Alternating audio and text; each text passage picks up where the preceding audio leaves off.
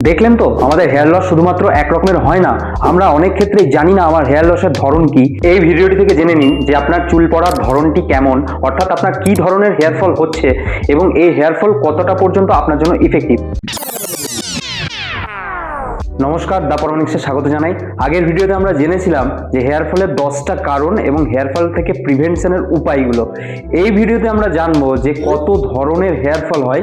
Hair ফলের প্রত্যেকটা ধরন আলাদা আলাদা এবং প্রত্যেকটা ধরনের আলাদা আলাদা নাম রয়েছে। ফার্স্ট হচ্ছে অ্যালোপেশিয়া অ্যারেটা।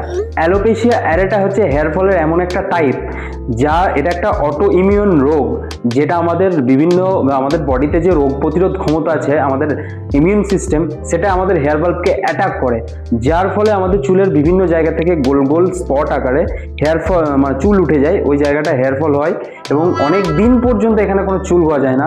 তবে হ্যাঁ, যেহেতু এটা একটা অটো ইমিউন রোগ, এটা 1 বছর বা তার বেশি সময়ের পরে অটোমেটিক্যালি এটা আবার ঠিক হয়ে যাওয়ার সম্ভাবনা আছে। নেক্সট হচ্ছে ট্রাকশন অ্যালোপেশিয়া।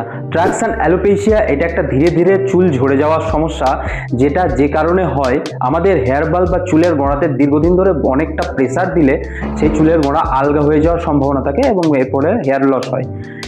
এটা মূলত খুব টাইট করে চুল বাঁধা, অর্থাৎ খুব টাইট করে পনিটেল বাঁধা বা অনেক প্রেসার দিয়ে চুল টানা, এই বিভিন্ন কারণে ঘটে থাকে। নেক্সট হচ্ছে মেল প্যাটার্ন ব্যাডনেস অথবা পুরুষদের টাক।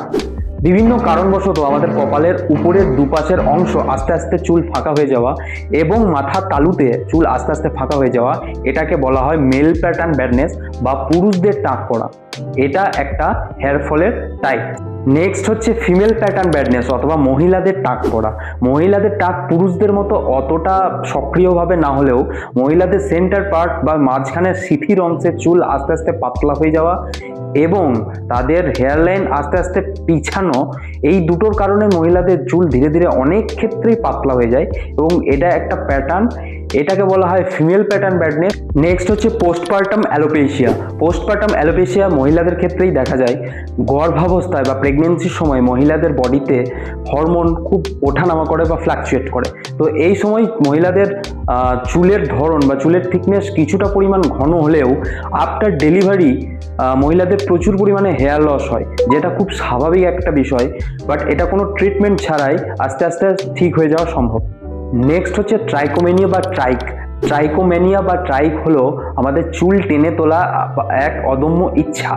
আমাদের চুল সুস্থ হেয়ার বাল্ব কখনো যদি আমরা টেনে তুলি, তাহলে মাথার বিভিন্ন অংশে আরও হেয়ার বাল্বগুলোর ড্যামেজ হওয়ার কিছু অংশের সম্ভাবনা রয়েছে এবং এখানে হেয়ার ফল হওয়ার সম্ভাবনা রয়েছে। নেক্সট হচ্ছে টেলোজেন এফ্লুভিয়াম। টেলোজেন এফ্লুভিয়াম কি না, কোনো শকিং বিষয় বা কোনো স্ট্রেস, কোনো বড় সার্জারি, এগুলোর পরবর্তী ক্ষেত্রে আমাদের প্রচুর পরিমাণে হেয়ার লস হয়, যেটা সম্পূর্ণ একটা রিভার্সিবল কন্ডিশন। এটা থেকে আমরা পরে বেরিয়ে আসতে পারি, কিন্তু এই মুমেন্টে আমাদের বিভিন্ন সময় অনেক পরিমাণে গুচ্ছ গুচ্ছ আকারে চুল আমাদের মাথা থেকে বেরিয়ে আসতে আরম্ভ করে।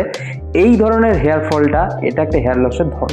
নেক্সট হচ্ছে টিনিয়া ক্যাপিটিস বা রিংওয়ার্ম। টিনিয়া ক্যাপিটিস কি, আমাদের মাথার মধ্যে ডার্মাটোফাইটস নামক এক ধরনের একটা ফাঙ্গাস আমাদের মাথার স্ক্যাল্পে বিভিন্ন ধরনের ফাঙ্গাল ইনফেকশন ঘটায়। এই ফাঙ্গাল ইনফেকশনগুলো মাথার ত্বকে গোলাকার লালচে লালচে বর্ণের হয় এবং এই সময়ে আমাদের প্রচুর পরিমাণে চুল উঠে যায়। তো এখানে একে রিংওয়ার্ম বলা হলেও মানে কোনো এখানে ওয়ার্ম বা কৃমি জাতীয় কোনো পোকা জাতীয় কিছু এখানে এর মধ্যে দেখা যায় না। এটা শুধুমাত্র গোলাকার বর্ণের একটা লালচে ছোপ হয়, যার জন্য একে রিংওয়ার্ম বলে। দেখলেন তো, আমাদের হেয়ার লস শুধুমাত্র এক রকমের হয় না। আমরা অনেক ক্ষেত্রেই জানি না আমার হেয়ার লসের ধরন কি। আমরা এত ধরনের হেয়ার লস সম্পর্কে পরিচিত নই। তো একটা হেয়ার লসের নাম এক এক রকম হয় এবং একটা হেয়ার লসের কারণও এক এক রকম হয়।